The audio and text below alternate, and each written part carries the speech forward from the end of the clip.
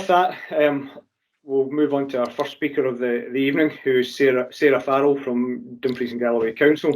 Sarah is going to give us a presentation on Dumfries and Galloway's very ambitious plans to achieve net zero by 2025 and how they plan to meet that target, which will be very interesting because it's obviously something that everyone's striving for, some faster than others. So I'll hand you over to Sarah. Thanks, Sarah.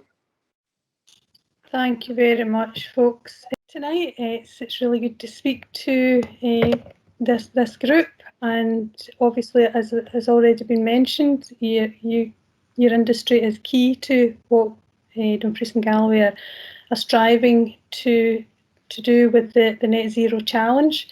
So, as I say, I'm Sarah Farrell, Climate Emergency Project Officer with Dumfries and Galloway Council, and I'll take you through where we are so far, and we are at the very early stages of this, but I'll share with you where we're up to.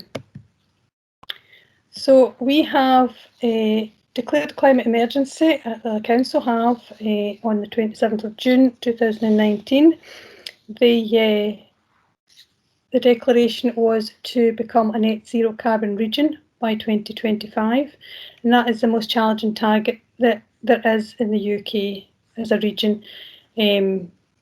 Ourselves and Highland Council have that same target. Most local authorities that declare an emergency will declare a shorter timescale for their own emissions as a council, and then the regional emissions will be of a longer timescale. Dumfries and Galloway Council have declared 2025 for the council and the region, which is very ambitious, as you will all be very aware. So along with the climate declaration came a supporting 12-point plan, which was approved at committee. The 12-point plan had a number of actions required to place us on this journey. So we have developed a cross-party working group, which is 4 of the political parties across the region. 4 elected members sit on the panel, and it's chaired by our environment champion, who is one of our elected members, Councillor Dougie Campbell. So we have a lot of good support through that route. We developed a climate emergency officers working group, which is made up of internal decision makers across the council. So team leaders are departmental managers that can influence change across the council and in the wider region in certain circumstances. One of the other commitments in the 12-point plan was to employ a climate emergency project officer. Obviously that was myself, and I started in post in March 2019, so actually a year ago yesterday. So the journey that we've been on during that time, obviously you're aware of the challenge that was posed on us, excuse me, and initially, when I came into post on the 16th of March, the task was community engagement, stakeholder engagement, contacting people like yourselves and seeing, trying to develop how we could do this. Obviously, with the COVID-19 issues that we've all had, that proved to be extremely difficult. Excuse me, I'm so sorry. But I do feel it did afford us the time to gather information together that I really feel is essential before we do the community engagement. I felt as if we needed something to take to people and to be able to speak to people about, rather than just saying what we're going to do here, So we I put out 3 tenders within the first couple of months of being in post. One was for a regional baseline emissions inventory, a strategic plan and route map to 2025, and a carbon literacy training programme. So the regional baseline emissions inventory and the strategic plan were both taken up by the same consultant, which was really good because they do go hand in hand with each other, but we did feel that we needed that opportunity in the marketplace to make sure we made the right choice. The carbon literacy training was another provider, and that has been delivered to some of our elected members and our management within the officers working group across the council. Providing that training to our elected members and staff gave the council a Carbon Literate Organisation Award, and that's the first non-metropolitan local authority in Scotland to achieve that award, so we're very proud of that. The next thing that we looked at was a new council priority, and I don't know how many of you know much about council priorities, but they don't come along very often. It's very difficult to get a council priority through and approved, but obviously the commitment across the council and with elected members was such that they were very keen to push this forward. So we have a fifth council priority to urgently respond to climate change and the transition to a carbon neutral region, and there's 5 commitments that we have within that. So they hit on all the things that everybody is involved in, and particularly yourselves, I would imagine. So to encourage and understand how the way we live and work in the region impacts on climate change. It's important that obviously we understand that before we're able to do anything about it. And there's many of us across the region that do understand it, but there's many that are still starting on that journey. So the other commitments were to empower our communities and stakeholders to make a significant change to reduce the emissions and to adapt to a low carbon approach as well, because some of that does take quite a bit of change, and we need to be looking ahead, if you like. We, as a council, will lead on the transition to cleaner and greener technologies and promote and protect our region's natural environment, which is essential. I mean, we've got a beautiful environment where we are, and we need to promote and protect that, and it does have a huge part to play within carbon sequestration. And contribute to a greener economy by maximising the region's green energy potential, and there is a lot of that within Dumfries and Galloway, as we know. We're well ahead of the game when it comes to green energy. So we can't do this alone. We're well aware that we can't do it alone as a council. All we can do is look at our own emissions and reduce them. Otherwise, we need partners, stakeholders right across the region to come on this journey with us and to support us with this. So, you know, there's a sample list here, but you will all know that there's many, many more than I have on this list. So there's industry, businesses, you know, yourselves in the farming and agriculture, landowners section of society. You know, there's the South of Scotland Enterprise, who are very active as well. Lots of housing providers, and I have spoken to the Strategic Housing Forum that most of these providers attend as well, which is really good. Communities have a huge role to play within this. Our schools and colleges, government organisations, SEPA for example, and our community planning partners, being the NHS, Fire Brigade, Police Scotland, etc. But the message that we take to these people is, you know, that we are all responsible, and how can you help? You people know your own industries best. I don't ever profess to be an expert in someone else's industry, and we need the support of all the industries to come together to guide us along. So one of the ways that I think is really helpful to do that is to promote and encourage change. So again, it's just a sample of some of the projects and initiatives that we have across the region, and there is lots and lots of fantastic groups, but there's some fantastic work going on in all the different areas, and you couldn't possibly list them all. So looking at some of the Dumfries and Galloway ones, we have Chapel Cross, and some of you'll be aware of Chapel Cross under Borderlands Inclusive Growth Deal as well. And both of these are looking at carbon reduction, decarbonisation, what we can do for renewable energy, etc.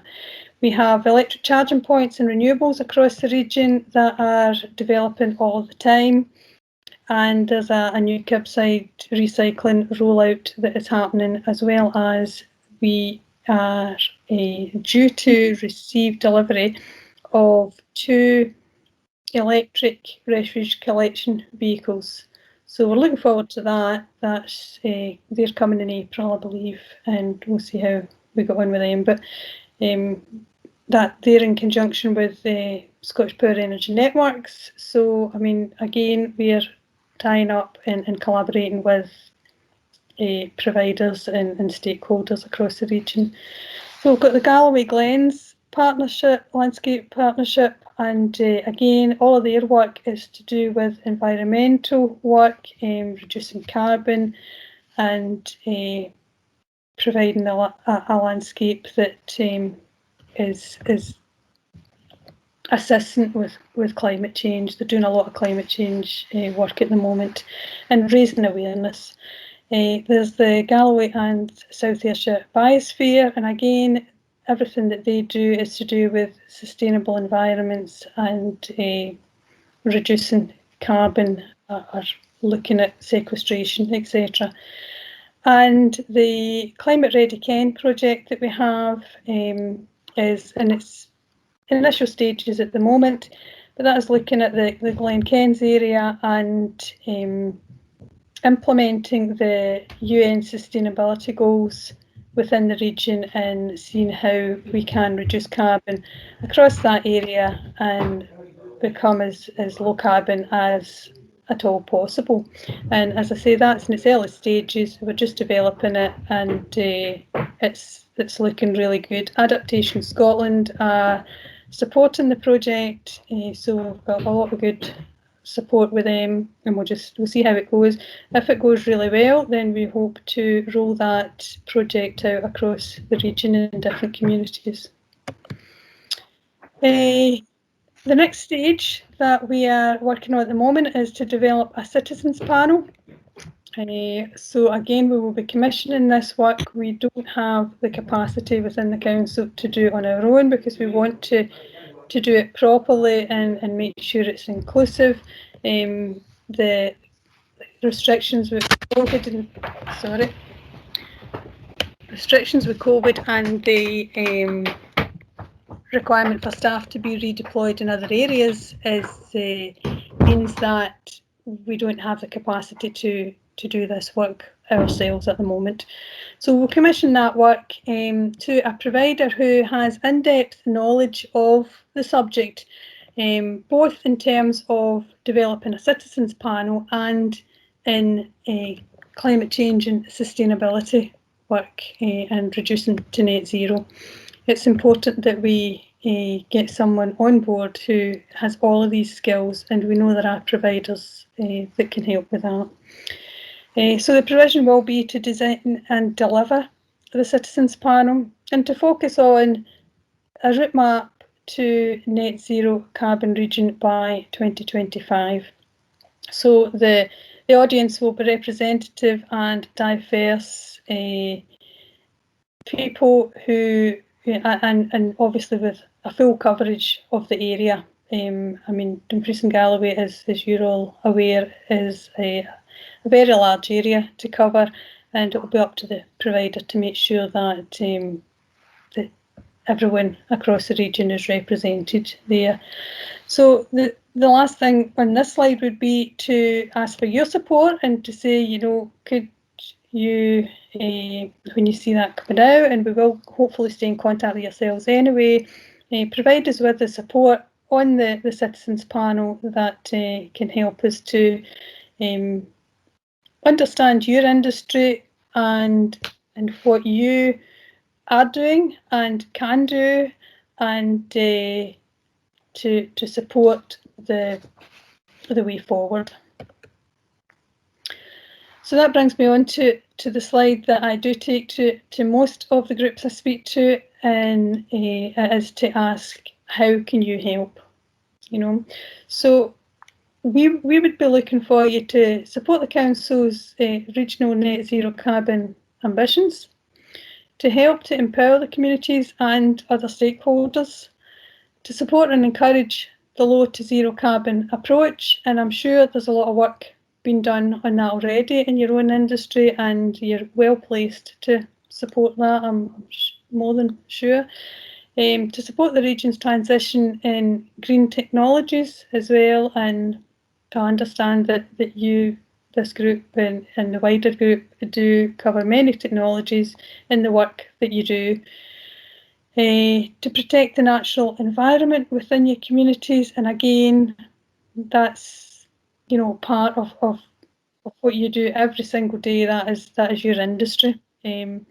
So maximise the region's green energy potential. Again, within your industry, I know you have a lot of projects that will support the potential and do support the potential. Plan for future weather events as well, so using positive adaptation. So, I mean, we know we've had forest fires, etc. There'll be no one more than yourselves that understand that, and how we can mitigate against that happening, because it's not going away. You know, that it is something we're seeing more of, and flooding more of than ever, and we need to adapt to address these issues to mitigate them best we can, and finally to support each other in all sectors and industries. None of us can do this alone. You know, you guys probably couldn't do it alone. We can't do it alone. Scottish Power Energy Networks couldn't do it alone. But working together, I think we've got some fantastic opportunities to do a lot of collaborative work. There's some fantastic expertise across the region. Some very, very keen people that are very, very knowledgeable, have a lot of expertise, and if we can bring that all together, then there's a lot of support that can help us take this forward. So basically the message is, you know, the more people we get involved, we're all in this together, we're all looking to the same goal, and if we can work on it together, the more responsible people that come in the journey and have the confidence to make the change as well, that will prove a significant impact on our region's carbon footprint. And that's really all I've got to say. I'm more than willing to answer questions, happy to answer anything just now, or if it be after the event, I'll always be around, and I do hope to keep in touch with yourselves and work forward on our journey. Thank you. Thank you very much for that, Sarah. Very interesting. Good to hear that you recognise the forest industry as a sort of key partner in what you're trying to achieve. I think a lot of the goals you've got are common with the goals for the industry as well. I think we've got some questions coming in on the chat. First one from David McCracken. Thanks, Sarah. I might have missed it at the start, and if so, apologies, but if aiming for net zero by 2025, then where is the region sitting in 2021, i.e. where is the region starting from? Yeah. Can you see me okay and hear me okay again, yeah? Yep, can indeed.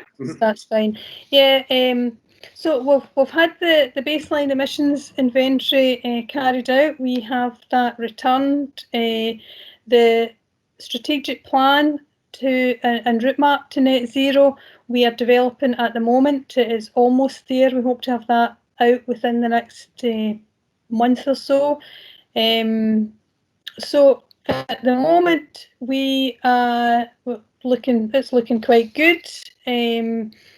Although the regional emissions sit at about 3,500 kilotons of CO2, we have a sink of 1.7 kilotons of CO2, giving us a net of 1.7 kilotons that we need to address. Now,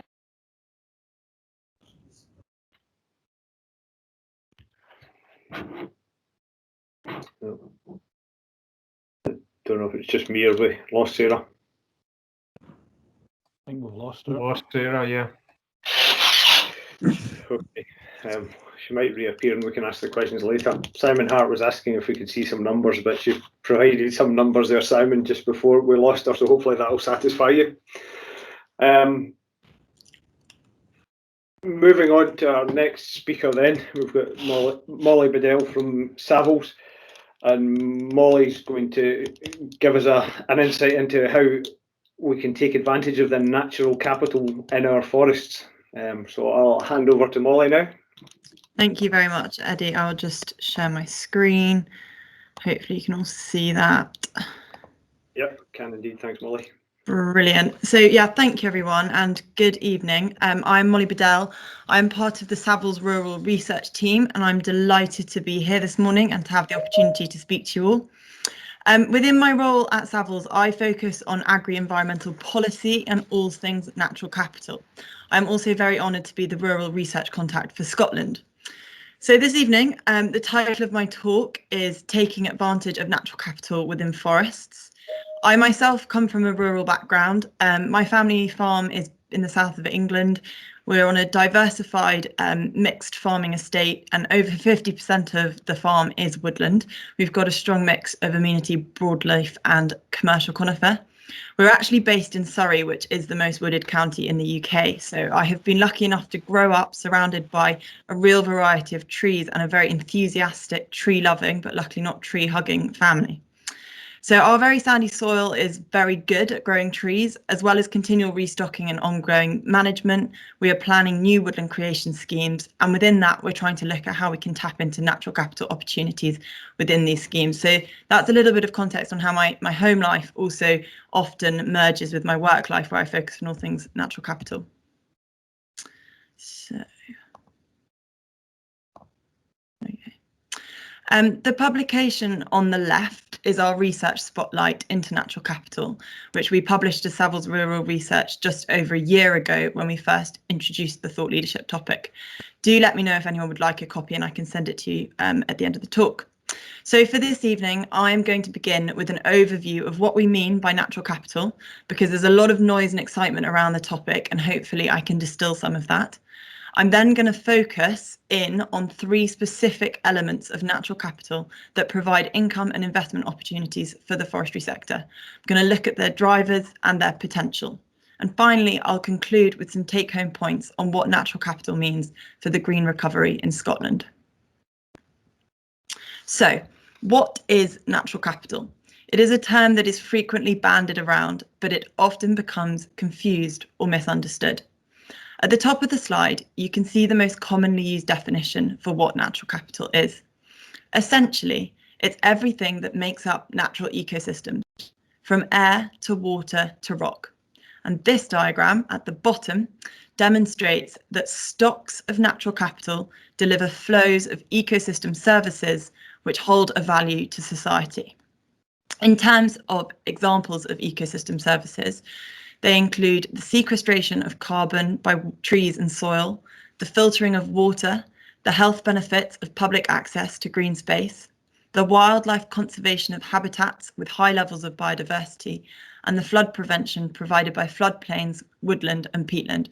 And that's just a few examples. The list really does go on.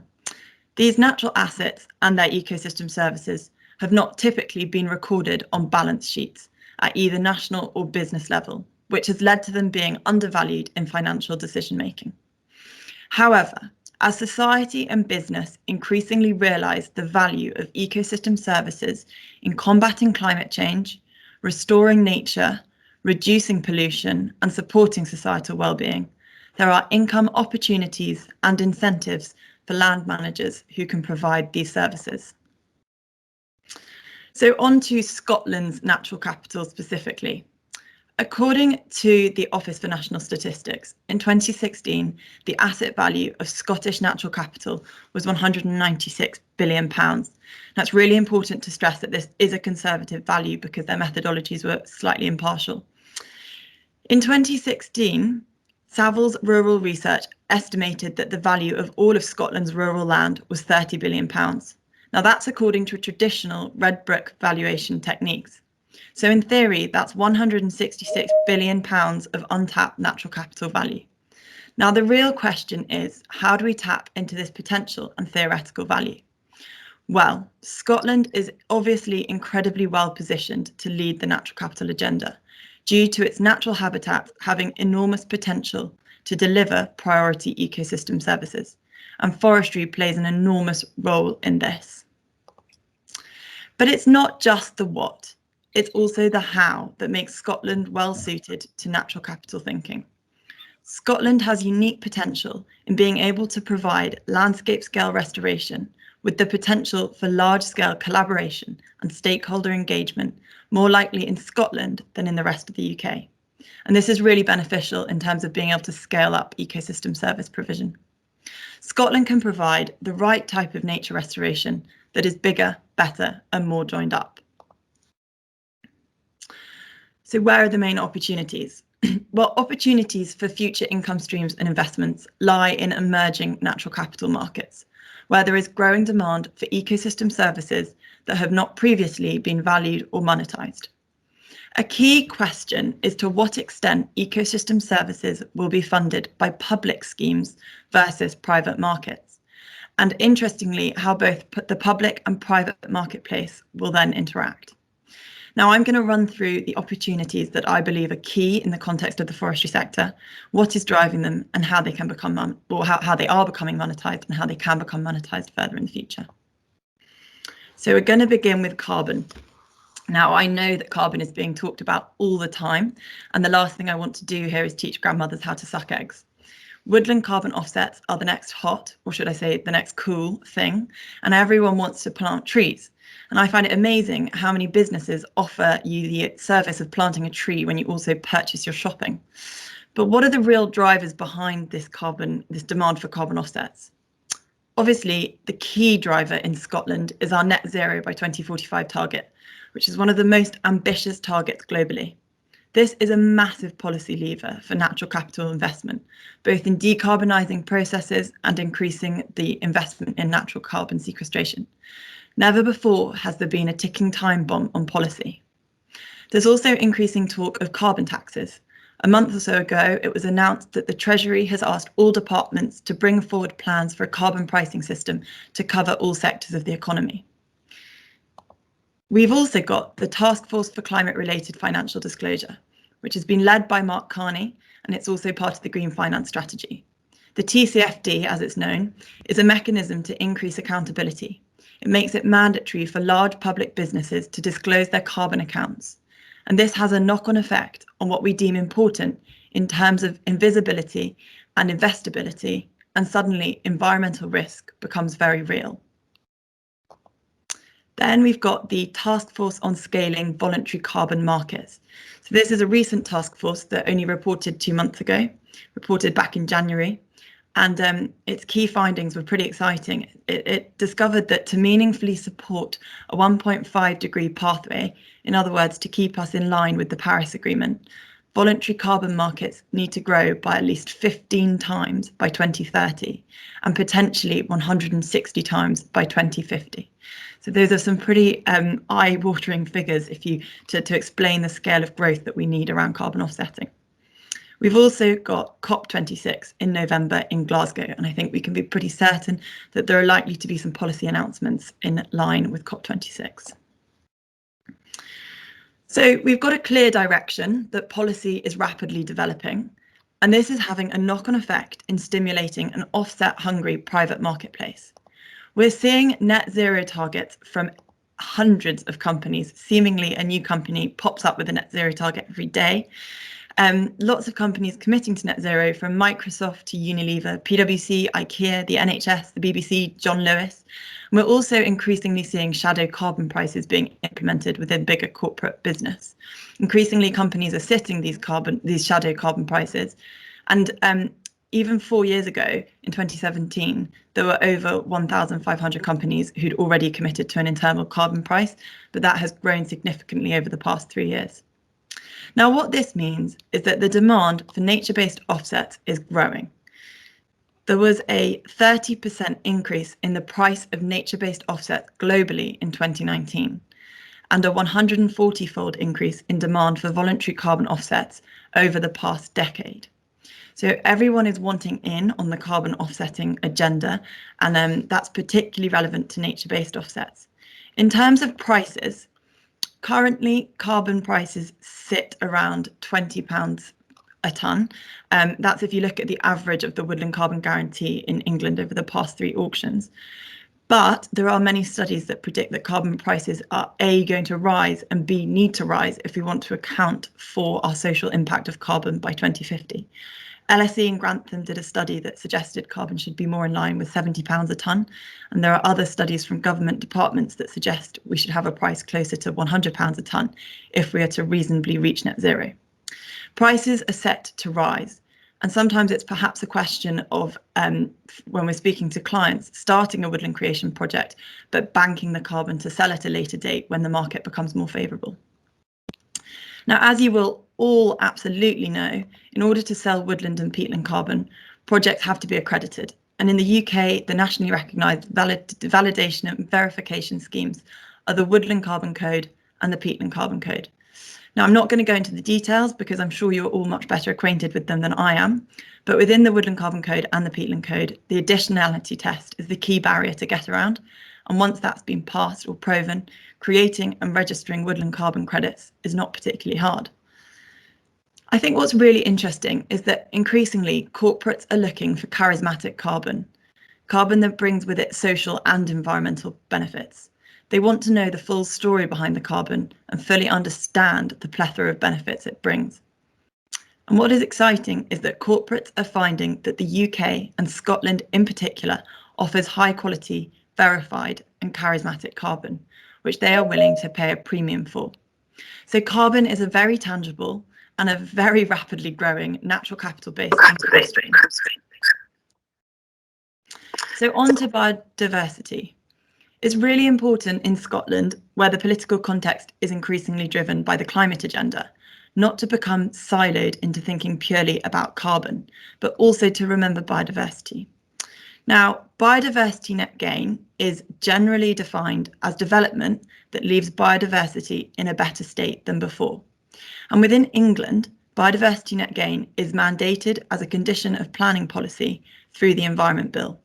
Essentially, developers have to provide a 10% uplift in biodiversity levels post-development as compared to the pre-development biodiversity score in order to gain planning application.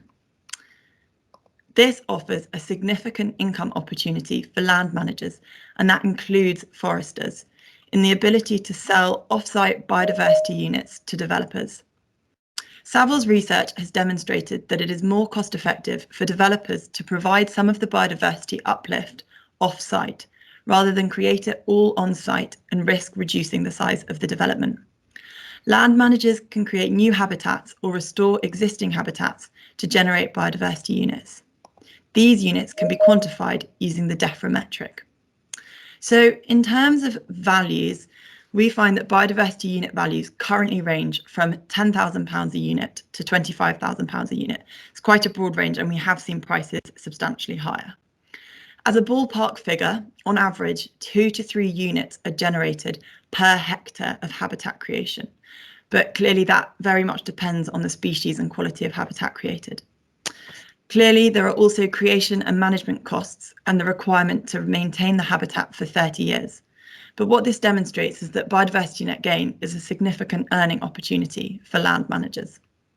Now, BNG is not mandated in Scotland in the way that it soon will be in England. However, within Scotland's 4th National Planning Framework Position Statement, released in November last year, the Scottish Government says it is committed to delivering positive outcomes for biodiversity from development.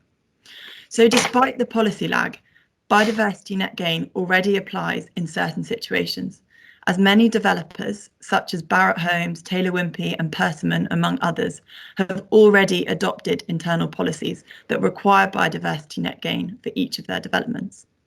Demand is emerging, but it is set to increase.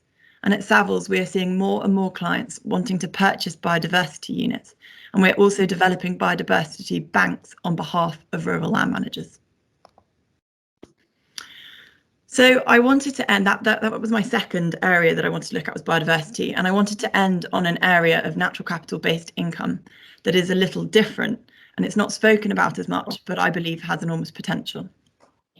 Green social prescribing has grown in the past decade to provide alternative patient interventions. Patients are increasingly being referred to community-based, non-clinical initiatives, such as care farms or through forest bathing, intended to help people engage with nature. Scotland has even developed a natural health service, as you can see on the slide there, to respond to the increasing demand of an ageing population, widespread chronic illness and mental health issues. So green social prescribing creates demand for green space and access, and this provides opportunities for land managers to engage and benefit financially, also to benefit their reputation and their brand. If there's one silver lining of COVID-19, it's that it's highlighted the importance of being outdoors to people's mental and physical health. But unfortunately, it has also highlighted the inequality of access to green space. And therefore, the government have signalled plans to expand the number of social prescribing opportunities and workers within the industry. Now, although it is a relatively new concept, it is gaining traction and widespread appeal. And with some innovation, it can without doubt provide new income streams for woodland and forests, and particularly those that are already benefiting from amenity diversification. Which brings me neatly onto forest bathing, albeit it's something a little bit different, but I wanted to highlight it as an area to watch, an emerging trend, and it fits within the concept of green social prescribing. So forest bathing, you may or may not have heard of it, but here it is headlining in Vogue 2 months ago. Forest bathing was developed in Japan during the 1980s, and it is now being widely talked about as an essential way for people to de-stress, cure anxiety, and improve their mental health. Something I have absolutely no doubt that everyone watching today is already very familiar with. It's all about getting out into woodland and immersing oneself in nature and making it more accessible for people who currently don't know how to access nature. So the concept is being backed by more and more science into the actual effects of leaf shape, the colour of green, and the sounds and smells of woodland, and the positive impacts that this has on people's mental and physical health. So there's an increasing demand, but so what? Where's the money? Well, people are increasingly interested in purchasing a forest bathing experience, and guides are often looking for new areas of woodland to provide forest bathing in. Here is an example of a commercialised forest therapy setup. So knowing that the next presentation is focusing on access, I thought it might be helpful to look at the opportunities around selling access for certain diversified purposes, rather than purely focusing on the problems it can create. It's all about innovating here, and I wanted to prove that new and often unexpected opportunities deriving from natural capital mindsets. In this instant, we're looking at health benefits of woodland as the key ecosystem service. These opportunities are emerging all the time. So what about natural capital within the context of Scotland's green recovery? Well, investment into Scotland's natural capital is considered key to the country's green recovery post-COVID.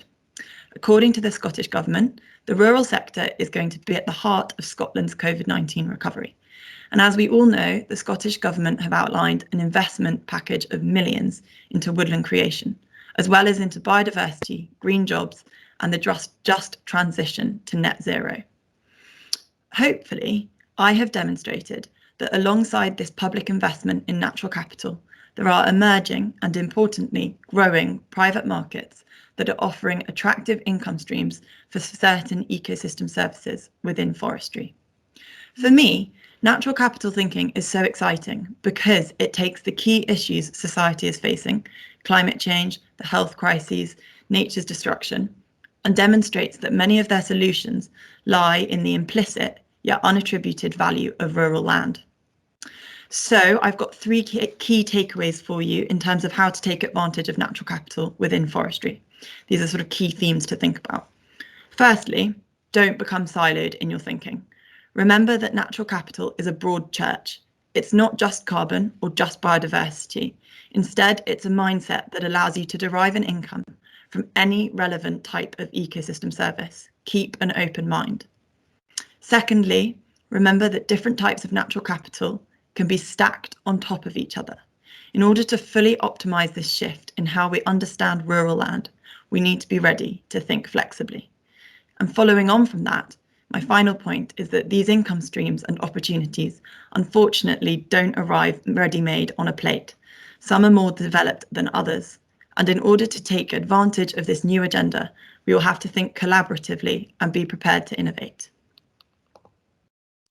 Thank you very much. I'm now going to hopefully stop share sliding.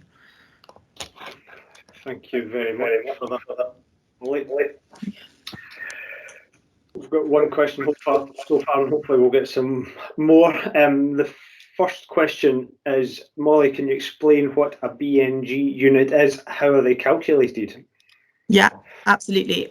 Sorry, I didn't go into much detail because I would have been here for hours if I went into all the detail behind biodiversity game. But so essentially in England, obviously, the policy in Scotland for how you actually calculate a biodiversity unit isn't, it's not been officialised yet. But there are lots of people who are using the DEFRA metric, which is what the proposed mechanism for measuring biodiversity within England, that's already being used across Scotland. We're using it actually within Saviles ourselves. So the DEFRA metric is just it's essentially a biodiversity calculator where you put in your level or your habitat and your habitat type and a few indicators around the quantity and quality of that habitat. And then you put in what type of habitat you're hoping to create, the kind of uplift that you want to provide, whether you're restoring habitat or creating new habitat. And then this calculator, which is widely accessible, anyone can use it. It's free, it's on the internet. Even I can use it, so that means anyone can use it.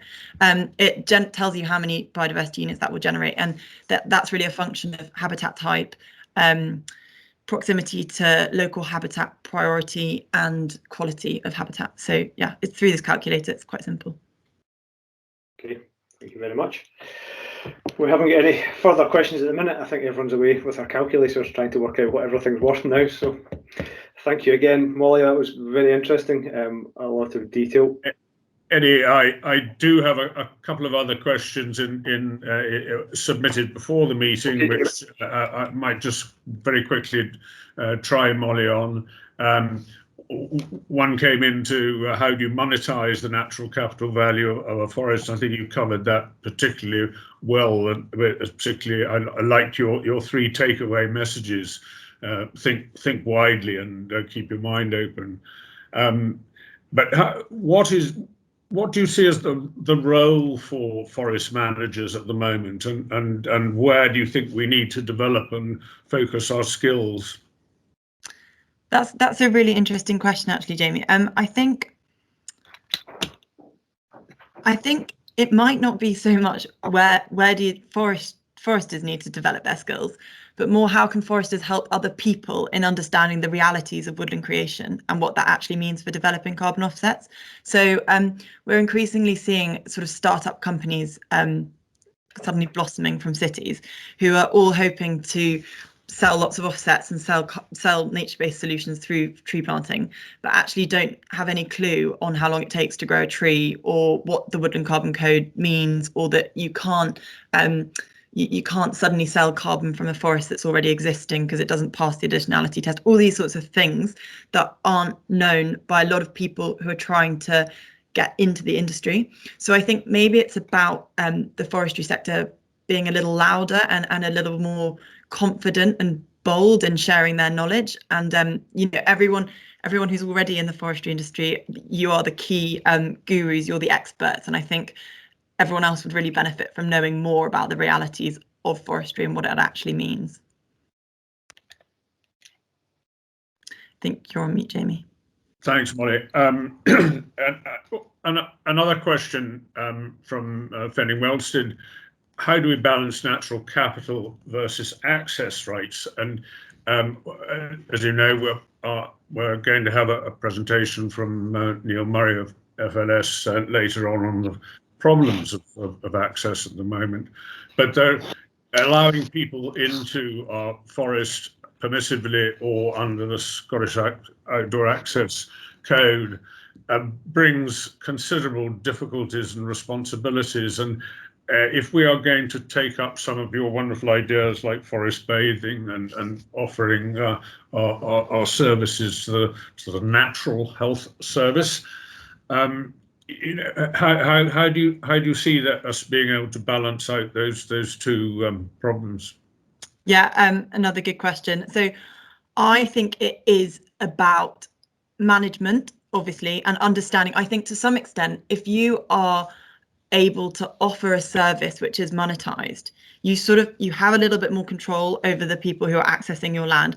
Now, obviously, you're going to have the problem of if you already sort of public rights are there in terms of access. But I do think that creating more of a product and a clear monetized opportunity for people to access your land also gives you the ability to manage it a little bit more and sort of put the constraints in the right places and educate people on your land. I think obviously education is going to be a key point in the whole of this debate around making sure that people know what their impact is and how they can try and reduce their impact as much as possible.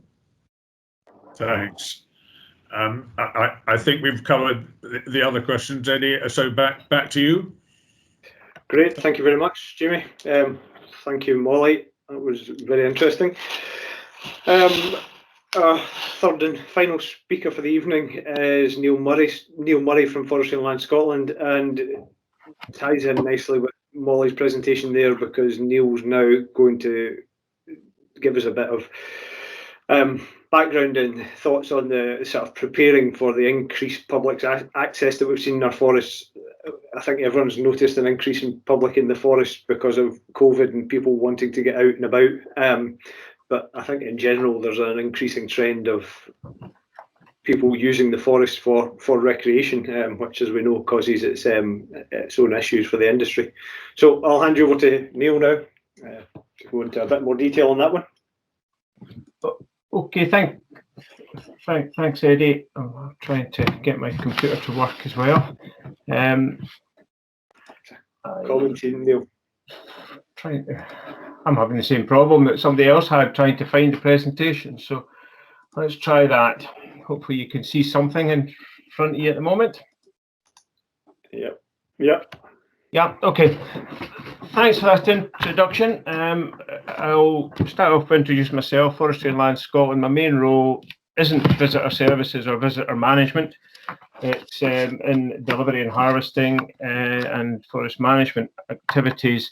But as a land manager, like many other people, last year was quite an interesting year for all of us managing land in the countryside. We did see quite unprecedented demand for the countryside, you know, tied in with people wanting for their own well-being to get out and about, get some fresh air, and that's tremendous, and really did demonstrate the massive potential that we've got within the countryside and the forests for developing that tourism sector. However, it did highlight quite a number of challenges that we've got in that. Not just about the sites, the infrastructure, but also really significant challenge with regards to education and understanding. And what I'm going to do in this presentation next is actually I'm going to go a little bit negative for a little bit, and then I'll try and finish off the presentation on a slightly more upbeat position. So, you know, what I want to do initially is just give a wee bit of focus of some of the challenges that we've had over visitors, antisocial behaviour to a great extent in some cases by a few people, and then have a bit of focus on a little bit more positive elements after that. So, okay, so in sort of last year, we had quite a number of challenges, and I'll run through some of those just to give you a bit of an indication. So, we're talking about misuse of public spaces. So, examples I'd like to give you are things like fly tipping due to sort of recycling centres being closed, fire starting, causing damage and quite great extent, quite a lot of littering. Obviously, some slightly more unusual things like people in their camper vans emptying the septic tank in the middle of a car park and things like that. That's happened this year. Looking at abandoned vehicles, now I'm not talking about obvious examples like this van sitting on its side in the burn. It's more about vehicles parked in such a way that blocks access. And there was a reasonably serious example of this last year where a member of the public got injured in the forest, and they had to be carried a fairly significant distance because there was a sort of somebody had gone out to enjoy their walk and they left their vehicle across the gate. So right, the next one, having talked about abandoned vehicles, was just looking at sort of rowdy behaviour. There was one big rave event a couple of years ago, and a couple of thousand people landed in the middle of A. So that's a kind of example of what that is.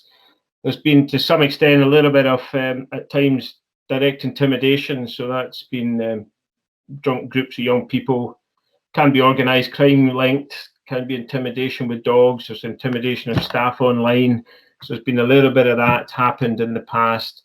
Looking at some environmental damage, things like that car on its side with some fuels and oils into water courses, some human waste being a little bit of an issue.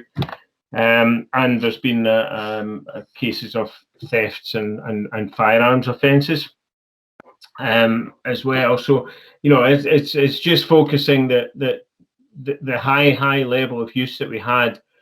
I guess a lot of these things always were on, but the high level of use that we had of the forest, which is really welcome, did result in a bit of an increase in some of the more antisocial elements of the behaviours. Now, if I'm going to go through a wee bit of a rogues gallery just to give you a wee bit of an indication. So the next one, hopefully you can see that tree on the side here with a white mark down at the bottom of it. So that was somebody decided to try and fell some firewood. So that's a little bit of an example, and obviously that needs to be tidied up. You've got a beauty spot there with a lot of rubbish and debris there, kind of destroying the view a little bit. The next one being just talking about access and parking and restricted. So you can see there the restriction there. You can still get a light vehicle past it, but you wouldn't get a heavy goods vehicle past it. And then the second photograph here, that's actually a public road, and the parking all the way along the side of the public road in the snow that we've just had. So, that's been quite a challenge and something to be considered. This was a group of chaps a couple of weeks ago celebrating Rangers winning the league, and had a good fire going, but left a bit of rubbish behind. But other than that, there wasn't an awful lot of damage. This one here was just, if you can see it, you probably can't on the view that you'll be looking at. We've got a number of quad bikes there coming down onto a public road, came across a locked gate and have just dived off. But the reason I put that one in is that we've experienced in this year a lot of fairly significant damage with illegal quad bike access into some SSSIs, some key and sensitive hill access areas and so on. So, that's been an area that, all of these issues really tie into giving some consideration about understanding and knowledge. So what I want to do now is go a little bit more positive, and well, the first one isn't, but thinking about what are we going to do about some of that sort of work and try and help the situation out. So initially, we are doing a little bit more of forest security for a whole host of reasons, but getting a bit more forest security, locking a few more gates, and that will include during various different operations that we've got underway, and keeping them like that, just so that we don't end up with members of the public in and around dangerous operations. I think that's the key focus there. The next point we did put in place last year, and it was very successful. So we had quite a number of people out at weekends and late evenings and so on, just meeting people, having a chat, giving them leaflets on Scottish Outdoor Access Code, bin bags, a little plastic trowels, and just having a bit of a blather about the responsible use of the countryside and just that kind of more welcoming focus, but that wee education element to it, to try and help people understand that that take the rubbish home, here's a way of doing it, here's the bin bags that you can help you out. And just trying to help that, and that's been very successful. And this year we're going to do that again as and when we open up, with the increase in employment of some seasonal ranger staff to help us with that. So looking really at people with a slightly a good welcoming and public engagement skill set, so that it can help with that message and help with that education, and hopefully get more and more people enjoying more of the countryside as a consequence. Also looking at, perhaps certain locations where we will allow camper vans and allow camping and things like that going on a little bit better. So maybe provision of a skip or something like that, where the people can dispose of their litter safer and more responsibly. And the other areas we're obviously going to be working quite significantly, and we already do work with local rural crime partnerships on a local and a national level. Now, that isn't about crime, it's also about education, and a significant part of it is about education, because we want to welcome people into the countryside, get people enjoying, we're talking about forest bathing and enjoying the environment. We really do want as many people out there enjoying it responsibly and making the most of it. So, that's the kind of actions that we're going to be doing this season at a local level to try and enhance the offering. Obviously, we've got to think about what's going on also at a national level. So there is a national partnership led by Visit Scotland and with support from Nature Scot, and there's a whole series of other partners involved to look at the experience gained in 2020 and identify some short-term actions to take place during the sort of spring of 2021. But it's really more about developing a long-term vision for sustainable visitor provision and sustainable visitor management and behaviour in Scotland, and that work will be going on. Obviously, they haven't completed it, but that work will be going on to try and really challenge us as land managers, give us a good series of tools to help us, and also hopefully some degree of public education focus about responsible access and responsible use. You can see there in terms of some of the other initiatives there in that photograph, we've got working closely with the local authority and the police with regards to some of the quad bike education processes that's going on up in the Ayrshire area. So, overall, it's really about trying to think about the experiences from last year. I know that, the Rogues Gallery photographs that I put up there, I know others will have experienced something similar, and it's really about trying to sort of finish this message in a positive way, that we really want to welcome people into the countryside, welcome responsible access, and we all have a role to play to help us educate members of the public about what is appropriate, what isn't appropriate, and help everything along so that the countryside can sustain the level of public demand on it as it has. So that's really about it from me, Eddie. So I apologies for the somewhat breakdown in my technology, but I'll pass back to yourself now. Grand, thank you very much, Neil. No need to apologise. Yeah, interesting. I think, as you say, Neil, it's something we've all experienced in various forests at various times. It's good to see an increase in people about, but we do need to educate them. No questions coming in the chat. I don't know if you've got anything on the pre-answered questions, Jamie. I had one or two questions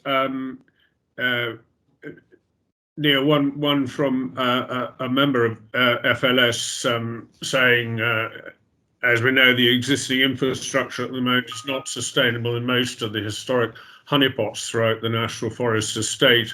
Is there likely to be any significant cash injection to improve those areas, or plans to develop other honeypots to spread the load?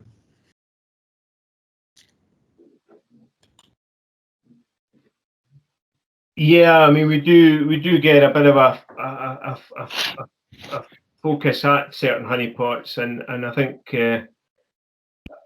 think what we're really looking at is the whole of the countryside is there to be used and invited. I don't, I don't know quite how else to to respond to that particular question. I mean, there's a lot of areas out there that people can go and visit, and it is maybe about people exploring, sharing on social media other areas and other areas of interest. So. Yeah, I hear that. I mean, of course, the private sector has a slightly different agenda to Forestry and Land Scotland, and that it's not quite so easy to make money available for that. And so I'm getting questions like, what ideas are there for bikers to contribute to the amelioration of the damage they do, and other unauthorized access. And how can we control public access around work sites where instruction signs are ignored?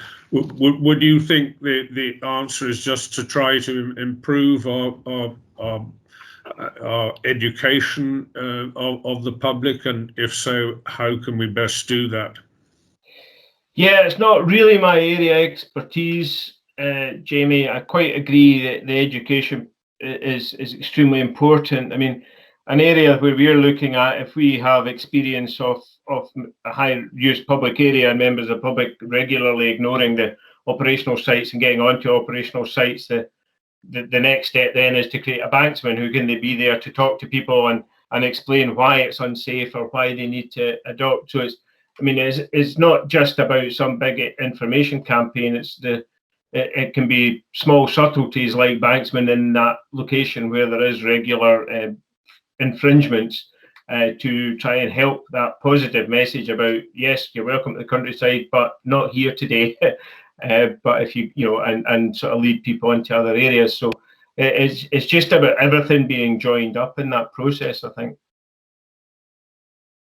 Yeah, I guess that's right. And I hope everyone listening is aware of the Scottish Partnership Against Rural Crime, which is a sort of parallel work to what Neil was mentioning with Nature Scot.